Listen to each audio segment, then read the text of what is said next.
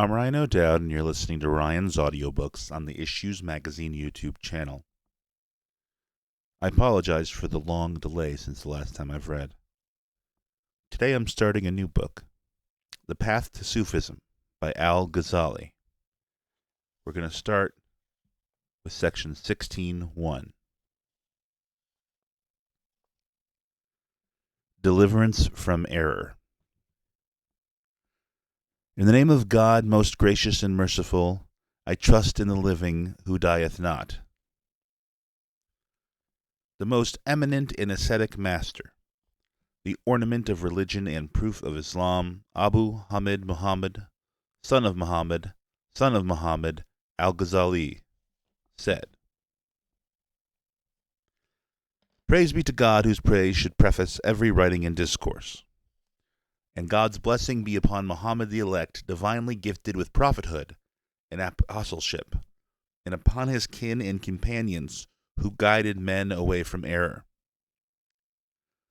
Now, then, you have asked me, my brother in religion, to communicate to you the aim and secrets of the sciences and the dangerous and intricate depths of the different doctrines and views.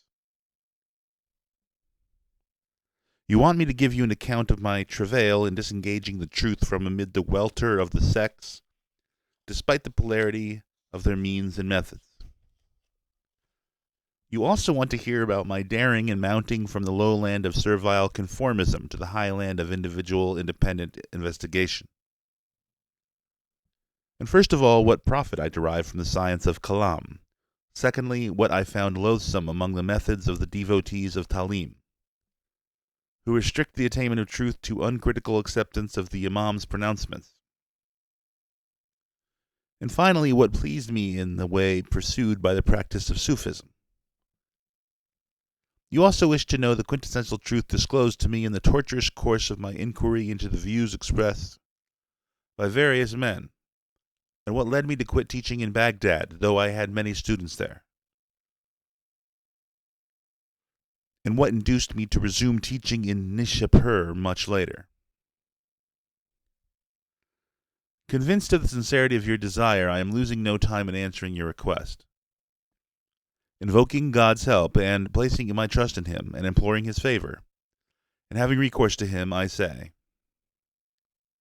you should first of all know, God grant you good guidance and gently lead you to the truth, that the diversity of men in religions and creeds, plus the disagreement of the community of Islam about doctrines, given the multiplicity of sects and the divergency of methods, is a deep sea in which most men founder, and from which few only are saved. Each group alleges that it is the one saved, and each faction is happy about its own beliefs. This is the state of affairs which the truthful and most trustworthy chief of God's envoys, God bless him, ominously promised us when he said, My community will split into 70-odd sects, of which one will be saved. And what he promised has indeed come to pass. In the bloom of my youth and the prime of my life, from the time I reached puberty before I was 20 until now, when I am over 50, I have constantly been diving daringly into the depths of this profound sea and wading into its deep water like a bold man, not like a cautious coward. I would penetrate far into every murky mystery, pounce upon every problem, and dash into every mazy difficulty. I would scrutinize the creed of every sect and seek to lay bare the secrets of each faction's teaching with the aim of discriminating between the proponent of truth and the advocate of error, and between the faithful follower of tradition and the heterodox innovator. I would never take leave of an interiorist without wanting to learn about his interiorism, or of a literalist without wanting to know the substance of his literalism, or of a philosopher without seeking to become acquainted with the essence of the philosophy, or the mutakalim without endeavoring to discover the aim of his discussion and polemic, or of a Sufi without eagerly trying to obtain knowledge of the secret of his serenity, or of a devout worshipper without looking into the source and substance of his piety, or of an irreligious nihilist without attempting to find out his background and motivation in order to become aware of the reasons for this bold profession of nihilism and irreligion. The thirst for grasping the real meaning of things was indeed my habit and wont from my early years and in the prime of my life.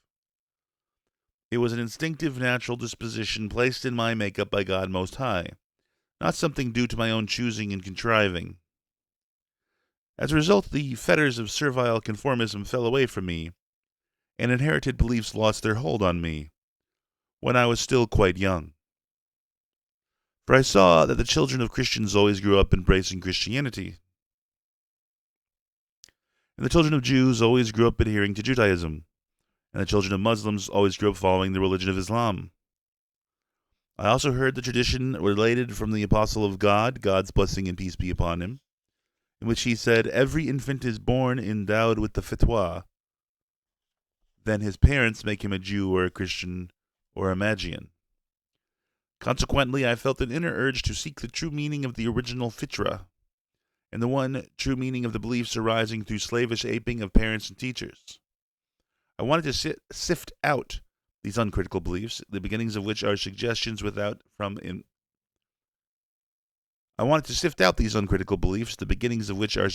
imposed from without, since there are differences of opinions on the discernment of those that are true from those that are false.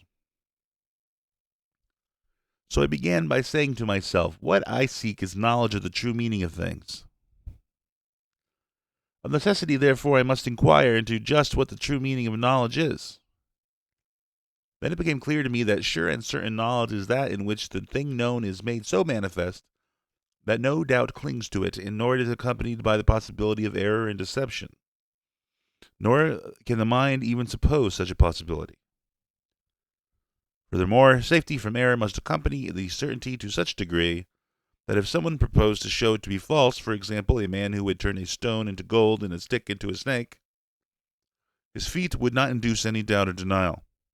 For if I know that 10 is more than 3, and then someone were to say, no, on the contrary, 3 is more than 10, as is proved by my turning this stick into a snake, and if he were to do just that, and I were to see him do it, I would not doubt my knowledge because of this feat.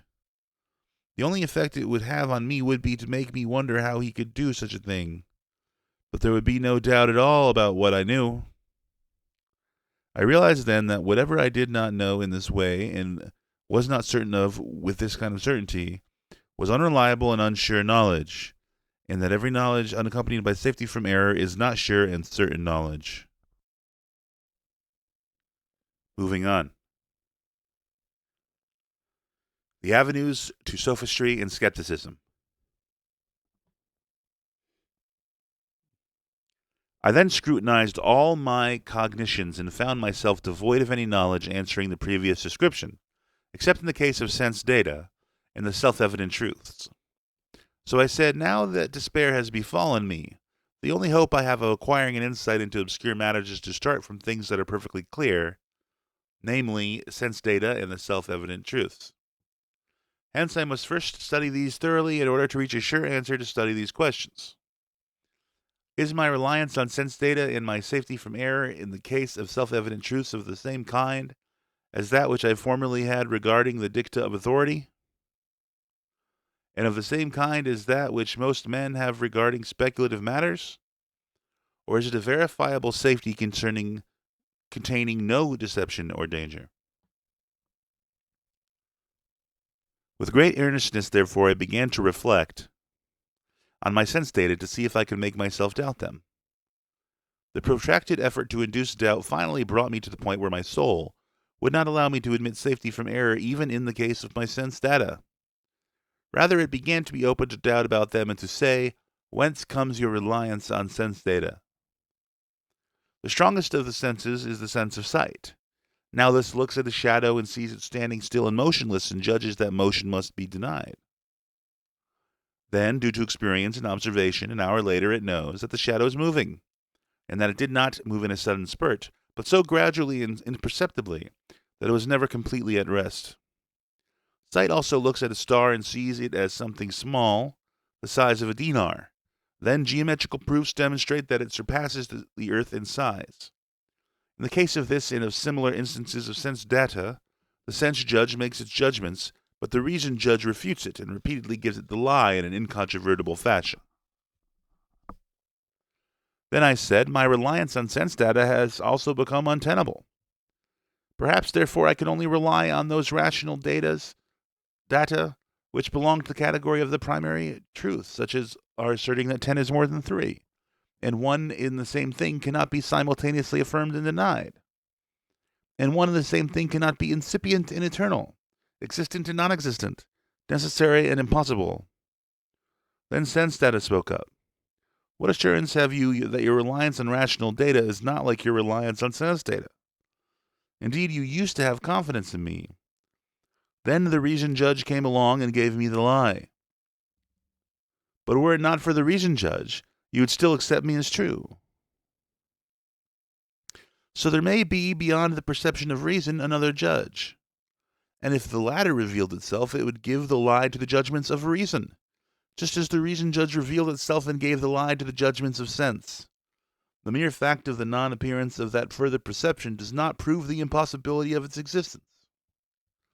For a brief space, my soul hesitated about the answer to that objection, and sense data reinforced their difficulty by an appeal to dreaming, saying, "Don't you see that when you are asleep you believe certain things and imagine certain circumstances and believe they are fixed and lasting and entertain no doubts about their status?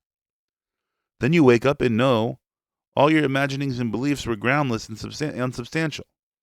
So while everything you believe through sensation or intellection is your waking state, may be true in relation to that state, what assurance have you that you may not suddenly experience a state which would not have the same relation to your waking state as the latter has to dreaming? And your waking state would be dreaming in relation to the new and further state. If you found yourself in such a state, you would be sure that all your rational beliefs were unsubstantial fancies. It may be that this state beyond reason is that which the Sufis claim is theirs, for they allege that in the states they experience, when they concentrate inwardly and suspend sensation, they see phenomena which are not in accord with the normal data of reason. Or it may be that this state is death. For the apostle of God, God's blessing and peace be upon him, said, "Men are asleep, then after they die, they awake." So perhaps this present life is sleep compared to the afterlife. Consequently, when a man dies, things will appear to him differently than the way he now sees them, and thereupon he will be told, "But we have removed from your veil, and today your sight is keen." Quran 50:21-22. When these thoughts occurred to me, they penetrated my soul, and so I tried to deal with that objection. However, my effort was unsuccessful, since the objection could be refuted only by proof. But the only way to put together a proof was to combine primary cognitions. So if, as in my case, these were inadmissible, then it was inadmissible to construct the proof. This malady was mysterious, and it lasted for nearly 2 months. During that time I was a skeptic in fact, but not in utterance and doctrine. At length God Most High cured me of that sickness. My soul regained its health and equilibrium, and once again I accepted the self-evident data of reason, and relied on them with safety and certainty. But that was not achieved by constructing a proof or putting together an argument. On the contrary, it was the effect of a light which God Most High cast into my breast, and that light is the key to most knowledge.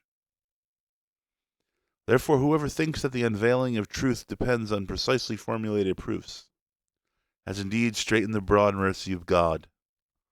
When the apostle of God, God's blessing and peace be upon him, was asked about the dilation in the Most High's utterance, so he whom God wishes to God aright, he dilates his breast for submission to himself, i.e. to embrace Islam. 6:125.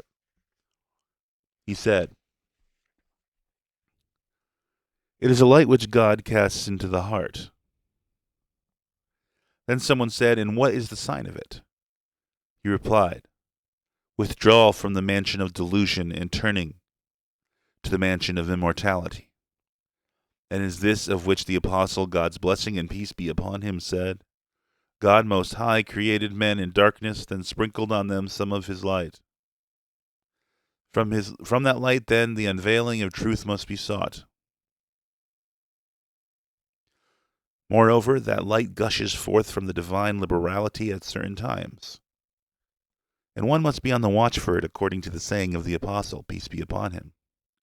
Your Lord in the days of your lifetime send forth gusts of grace. Do you then put yourself in the way of them? The aim of this account is to emphasize that one should be most diligent in seeking the truth, until he finally comes to seeking the unseekable. For primary truths are unseekable, because they are present in the mind, and when what is present is sought, it is lost and hides itself. But one who seeks the unseekable cannot subsequently be accused of negligence in seeking what is seekable.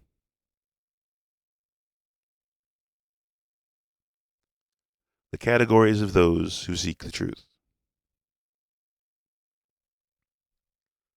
When God Most High of His kindness and abundant generosity had cured me of this sickness, I was of the view that the categories of those seeking the truth were limited to 4 groups. 1, and excuse me if I mispronounce this, the mutakalimun, who allege they are of men of independent judgment and reasoning. 2, the Batinites, who claim to be the unique possessors of al-talim and the privileged recipients of knowledge acquired from the infallible Imam. The philosophers, 3, who maintain that they are the men of logic and apodictic demonstration. 4, the Sufis, who claim to be the familiars of the divine presence and the men of mystic vision and illumination. I then said to myself, the truth cannot transcend these 4 categories, for these are the men who are following the paths of the quest for truth. Hence, if the truth eludes them, there remains no hope of ever attaining it. For there can be no desire to return to servile conformism once it has been abandoned, since a prerequisite for being a servile conformist is that one does not know himself to be such. But when a man recognizes that the glass of his servile conformism is shattered, an irreparable fragmentation and a mess which cannot be mended by patching and piercing together, it can only be melted by fire and newly reshaped. I therefore lost no time in following these different ways and making a thorough study of these views and these groups. I applied myself first to the science of Kalam, secondly to the way of philosophy, thirdly to the teachings of the Batinites, and fourthly to the way of the Sufi.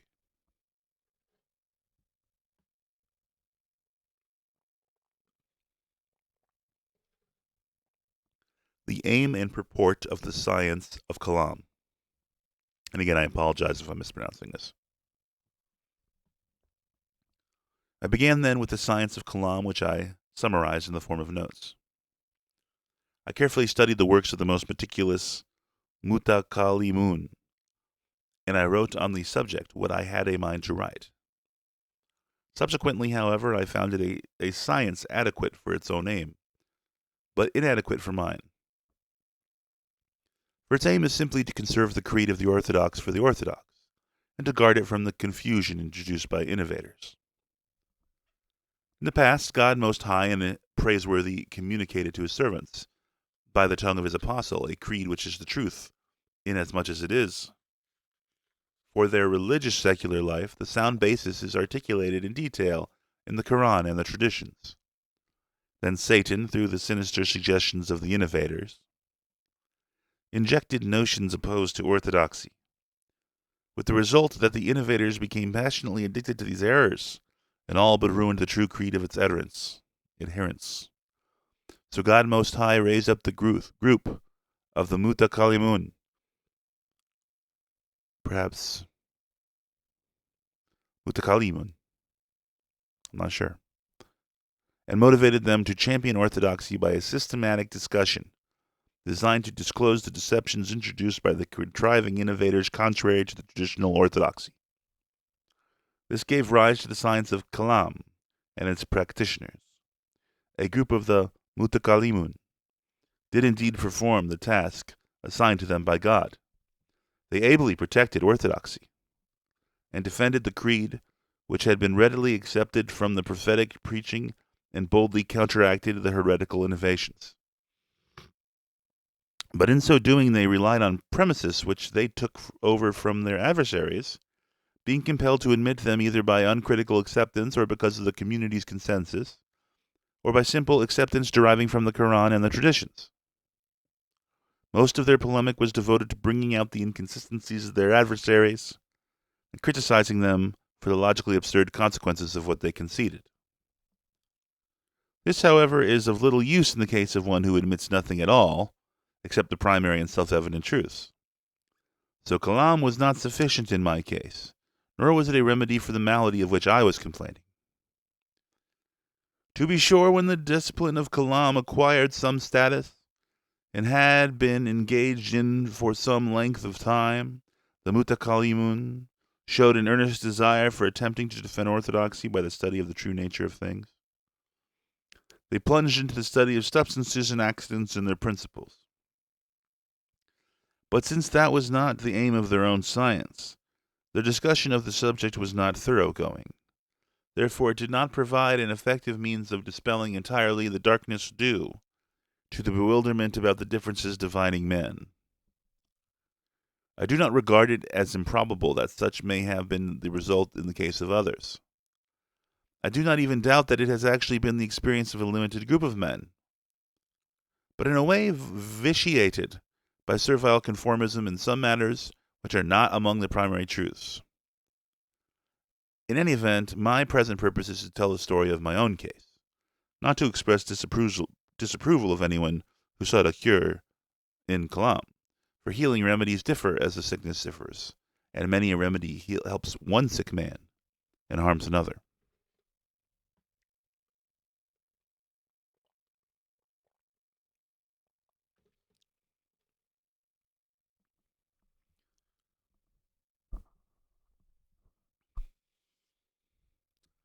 Philosophy. On the gist of philosophy. What is blameworthy in it and what blameless? What doctrine lays its proponent open to the charge of unbelief, and what doctrine lays him open to the charge not of unbelief but of innovation? And an expose of what the philosophers have stolen from the sayings of the men of truth and mingled with their own affirmations to promote the circulation of their own errors, together with those truths, and how souls come to feel an antipathy for those truths, and how to extract the unadulterated truth from amid the counterfeit and spurious views found in the aggregate of the philosophers' teaching. After finishing with the science of kalam, I then started on philosophy. I knew for sure that one cannot recognize what is unsound in any of the sciences, unless he has such a grasp of the farthest reaches of that science that he is the equal of the most learned of those versed in the principles of that science. Then he must even excel him and attain even greater eminence, so that he becomes cognizant of the intricate profundities which have remained beyond the ken of the acknowledged master of the science. Then and only then will it be possible that the unsoundness he alleges will be seen as really such. I noted, however, that not a single Muslim divine had directed his attention and endeavor to that end. What the mutakallimun had to say in their books, where they were engaged in refuting the philosophers, was nothing but abstruse scattered remarks, patently inconsistent and false, which could not conceivably hoodwink an ordinary intelligent person, to say nothing of one familiar with the subtleties of the philosophical sciences. I knew, of course, that undertaking to refute their doctrine before comprehending it and knowing it in depth would be a shot in the dark. So I girded myself for the task of learning that science by the mere perusal of their writings, without seeking the help of a master and teacher. I devoted myself to that in the moments I had freed from writing and lecturing on the legal sciences, and I was then burdened with the teaching and instruction of 300 students in Baghdad. As it turned out, through mere reading in those embezzled moments, God Most High gave me an insight into the farthest reaches of the philosopher's sciences in less than 2 years. Then, having understood their doctrine, I continued to reflect assiduously on it for nearly a year, coming back to it constantly and repeatedly re-examining its intricacies and profundities. Finally, I became so familiar with the measure of its deceit and deception, and its precision and delusion, that I had no doubt about my thorough grasp of it. So here now my account of the philosophers and my report of the substance of their sciences, for I observed that they fell into several categories and noted that their sciences included several divisions. But to all of them, despite the multiplicity of their categories, cleaves the stigma of unbelief and godlessness. Yet there is a marked difference between the older and the oldest of them, and the more recent and the earlier, in their distance from and closeness to the truth.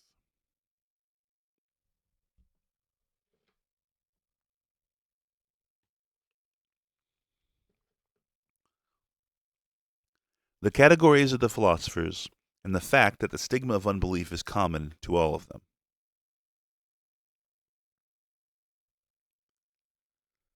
Know that the philosophers, notwithstanding the multiplicity of their groups and diversity of their doctrines, can be divided into three main divisions: materialists, naturalists, and theists. The first category, the materialists, were a group of the most ancient philosophers who denied the existence of the omniscient and omnipotent creator-ruler. They alleged that the world has existed from eternity as it is, of itself and not by reason of a maker. Animals have unceasingly come from seed, and seed from animals. Thus it was, and thus it will ever be. These are the godless in the full sense of the term. The second category, the naturalists, were men who devoted much study to the world of nature and the marvels found in animals and plants. They also were much taken up with the dissection of animal organs. In these they saw such marvels of God Most High's making, and such wonders of his wisdom, that they have been compelled, with their mind, to acknowledge the existence of a wise Creator, cognizant of the aims and purposes of all things. Indeed, no one can study the science of anatomy and the marvelous uses of the organs without acquiring this compelling knowledge of the perfect governance of him who shaped the structure of animals, and especially that of man. However, it appeared to these philosophers, because they had studied nature so much, that the equilibrium of the mixture of humors had a great effect on the resulting constitution of an animal's powers.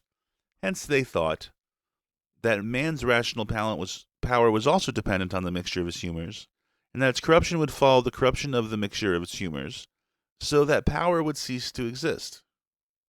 Once it ceased to exist, they alleged that bringing back the non-existent would be unintelligible. So they adopted the view that the soul dies never to return.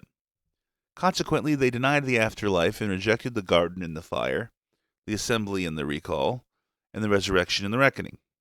So in their view, there would be no future reward for obedience, no punishment for disobedience. Therefore they lost all restraint and abandoned themselves to their passions like beasts. These were also godless men, because basic faith is belief in God and the last day, and these men denied the last day even though they believed in God and his attributes. The third category, the theists, were the later philosophers, such as Socrates, the master of Plato, and Plato, the master of Aristotle. It was Aristotle who systematized logic for the philosophers and refined the philosophical sciences, accurately formulating previously imprecise statements and bringing to maturity the crudities of their sciences. Taken altogether, these refuted the first two categories of the materialists and the naturalists. Indeed, by the arguments they advanced to lay bare the enormities of the latter, they relieved the others of the task, and God spared the believers from fighting the unbelievers. 33:25, by reason of the unbelievers' own fighting. Then Aristotle refuted Plato and Socrates and the theists who had preceded him in such thorough fashion that he disassociated himself from them all.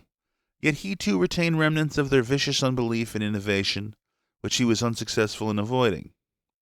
So they all must be taxed with unbelief, as must their partisans among the Muslim philosophers such as Ibn Sina and Al-Farabi and their likes.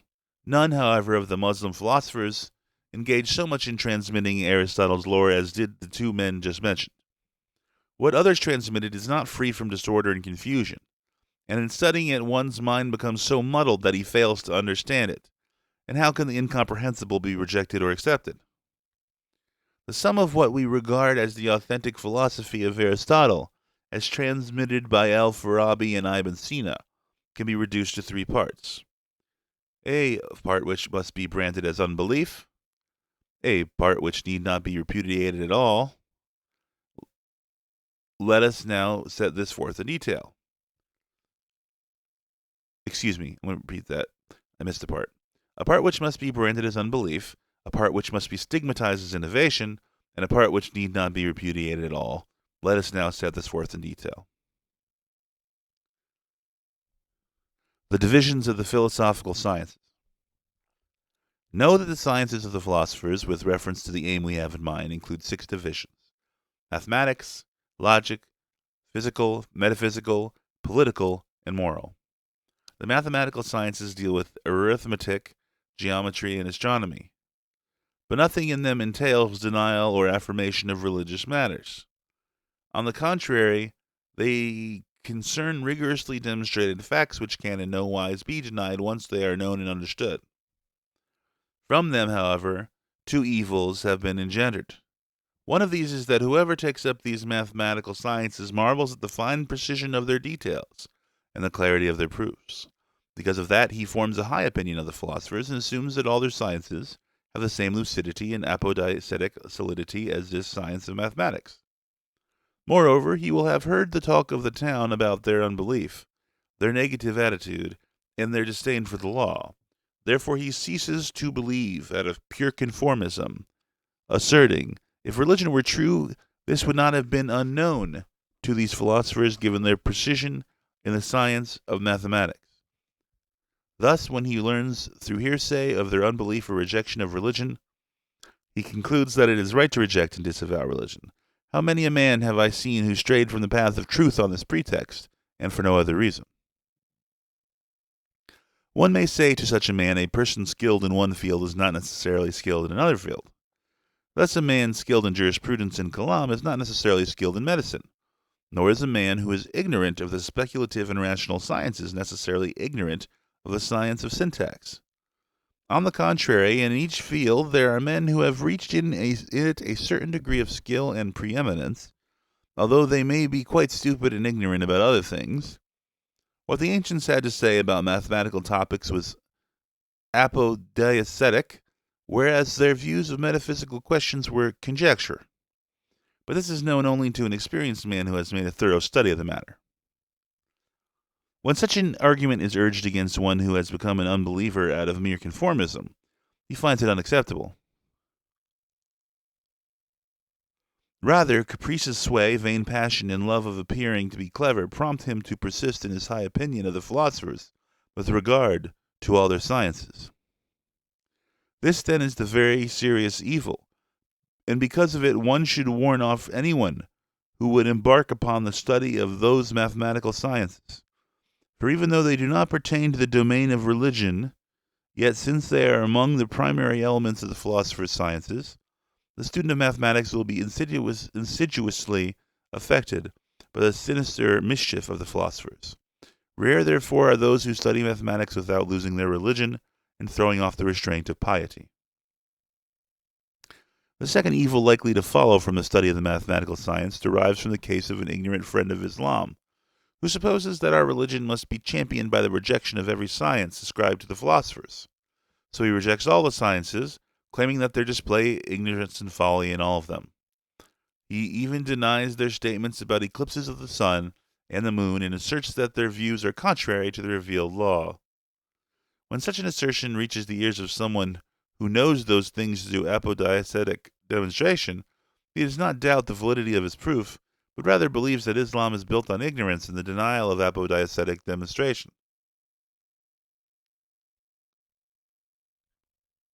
So he becomes all the more enamored of philosophy and envenomed against Islam. Great indeed is the crime against religion committed by anyone who supposes that Islam is to be championed by the denial of these mathematical sciences. For the revealed law nowhere undertakes to deny or affirm these sciences, and the latter nowhere addresses themselves to religious matters. The sayings of Muhammad, God's blessing and peace be upon him, the sun and the moon are two of the signs in God's Most High. They are not eclipsed for the death or life of any man. So when you see an eclipse, fly in fear to the mention of God Most High, contains nothing demanding the denial of the science of calculation, which apprises us of the course of the sun and the moon in their conjunction, and their opposition in a specific way. As for his alleged saying, peace be upon him, but when God manifests himself to a thing, it humbles itself before him, this addition is not found at all in sound tradition. This, then, is the judgment to be made on the character of mathematics and the evil consequences. Nothing in the logical sciences has anything to do with religion by way of negation and affirmation.